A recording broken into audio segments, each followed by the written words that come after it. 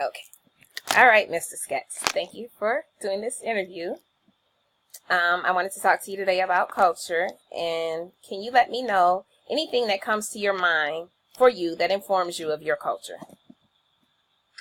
Since I work in music, for me, it's probably a lot specific to music. So,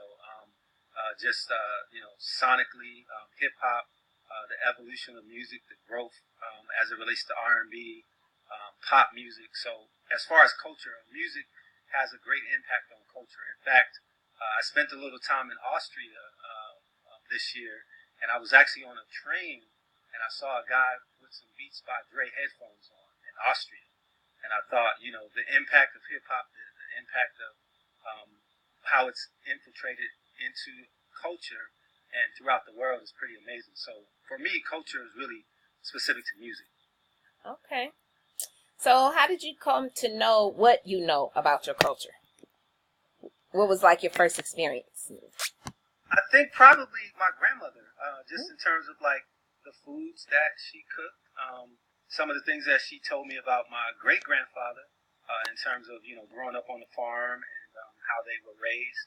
So I think that probably was my first experience as it relates to culture. And then also with my grandmother in terms of church. So I got a heavy influence in terms of the Baptist church. And I think that specifically for African Americans is deep-rooted in the culture of African Americans.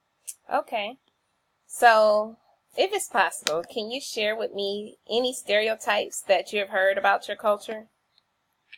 Sure. I think, we hear them often, especially being an African-American male. I've read statistics that talk about the average males, being in prison or from the ages of 14 to 29, the vast majority either being in prison or deceased or on probation awaiting sentencing or something to that effect. So I think there are a lot of stereotypes just as it relates to the culture, where you may be walking near someone's car and they lock their doors, or you get on the elevator and someone clutches their purse. So I think, and we even heard, unfortunately, we heard President Obama talk about some of that stuff that he actually experienced, or even when we talk about the Trayvon Martins of the world, I think we see a lot of that specific to our culture and how it impacts our culture. Okay, so you're coming from the African American male perspective of your culture. Right. Do you think that those stereotypes to be true for the African American male? I don't. I think that people play into those stereotypes, unfortunately. Obviously there are bad people in all walks of life and all cultures. So I think sometimes people play into those stereotypes, and even throughout. Speaking of music, some of that is purported throughout the music, also in television, also as it relates to theaters and movies. So I think we see a lot of that stuff permeating the community or the culture as a result of a lot of negative stereotypes. Okay. Do you think that you fit any of those stereotypes? I don't, and I believe that I make it a point not to fit those stereotypes. So it's important to me. Sometimes you'll find yourself, like for example, when I was attending law school, I was one of 5 people of color. It was 150 people in my class. There was 2 African American males, myself being one. There was a Hispanic gentleman, African American female, and a Hispanic female.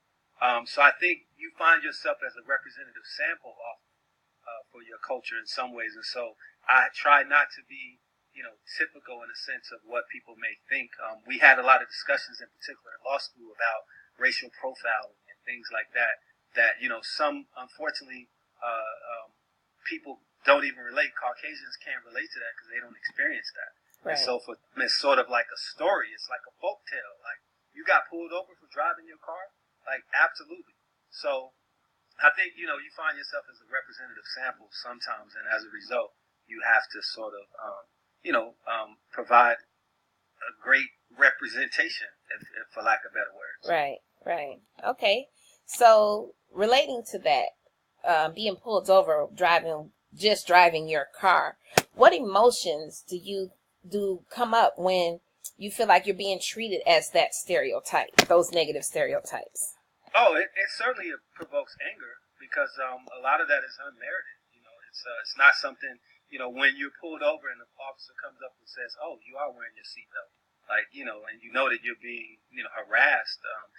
And of course, I'm not saying, all officers are bad or anything like that. I'm just saying in those instances, you feel less than because, I can think of a time, for example, where I checked in a hotel room and the security guard followed me to my room.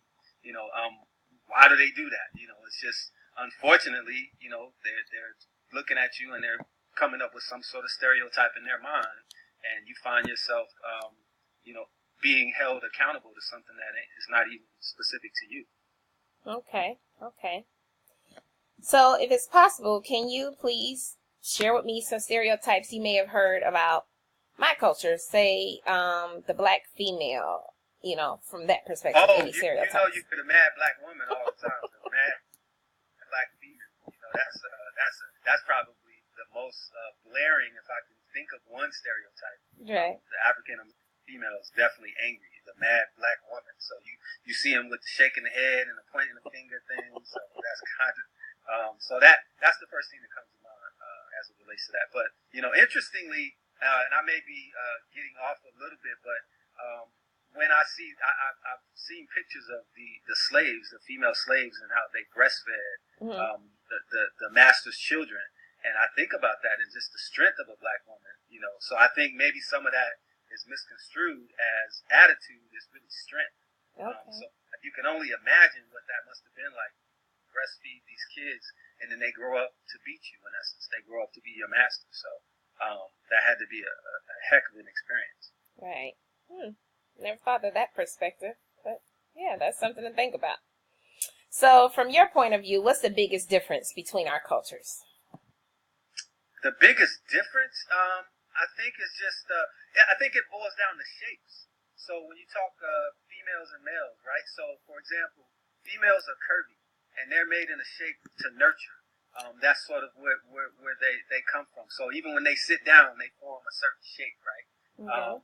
Whereas men, we're sort of taught to till the land, to conquer the quest. So we're up, straight up and down, and we're like, we go out and we conquer, and we, bring it back to the home front or whatever. And so I think what happens is women spend a lot of time trying to sort of break men and reshape them, and we spend our time trying to change the way that they are shaped. And so I think it sort of boils down to shapes. That's when they talk about women are from Mars or men from Venus, or whatever. Right. So I think that's part of what that is. It's just that, the one thing I've noticed too is that a lot of times is that we see each other as opponents, unfortunately, as opposed to seeing each other as actual teammates, So I think that's a lot of the differences too. So. Okay.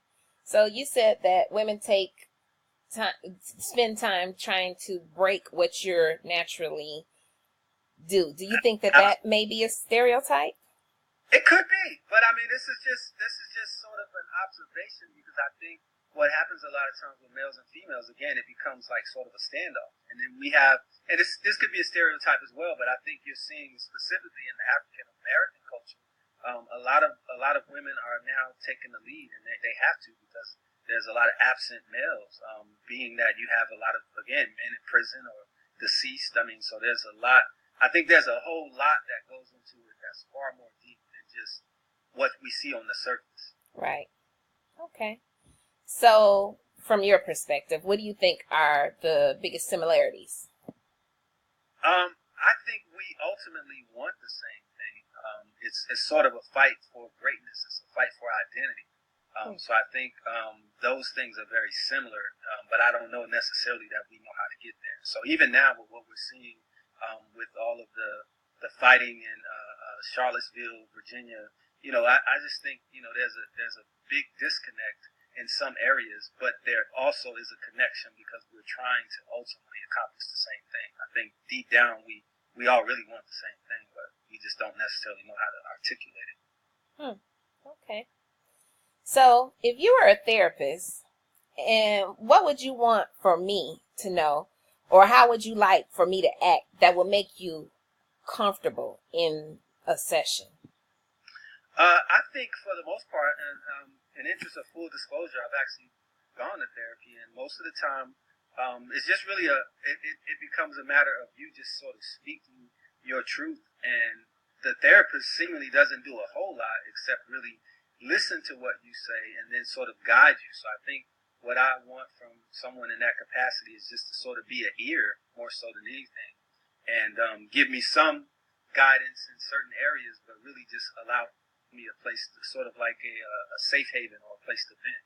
Because a lot of times that's really, you just want to get something off your chest, in essence, and you just need someone to be a help or a lending ear for that purpose. Right. Okay. So, as we close, if there was one moment that made you feel less comfortable, can you tell me what that was? During therapy? Yeah, or during this little interaction that we had. Well, I think I think with the therapy part, the part that's uncomfortable is when you have to really dig deep inside of yourself and for the truth. Unfortunately, a lot of people sort of exist in an area where they don't always have to be true. Private humiliation and public humiliation are two different things. So if I know privately, I may know things that are not necessarily on the level about myself, but if I have to stand in front of someone and then admit to it, that's a whole nother discussion. So I think when you're dealing with therapy, you're really being sort of forced, for lack of better words, to actually address some of those things that are maybe deep rooted that you hid or you haven't had to address, and now you're standing before everyone in a sense and saying, "Hey, this is where I'm at, and this is my issue." Okay. So, in that sense, what could a therapist do to help you feel more comfortable when you're dealing with situations like that? Again, I think they just have to be a willing ear, a listening, someone that just kind of takes what you say and allows you to be free to discuss whatever that is without feeling like you're being judged. So I think with therapy, you have to feel very free to just explore whatever your ideas and thoughts are, notwithstanding judgment. So if you feel like you're being judged, then that's when the issue comes into play. Okay. Well, Mr. Scatz, that's all the questions that I have for you today. Thank you. Thank you for the interview. All right.